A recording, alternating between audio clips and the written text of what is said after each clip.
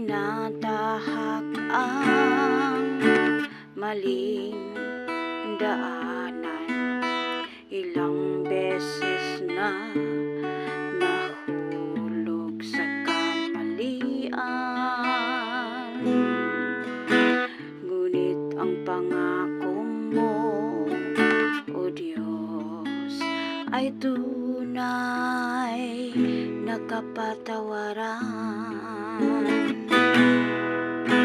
Hindi man ako perpektong tao, ugali ko ay may depekto, ngunit sa buhay ko ang salita mo'y epektibo.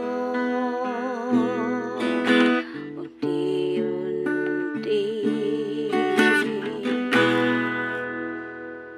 ako'y binago. Dahan-dahan kong nalalaman ng totoo, magkamundong nais ko ay nagbago.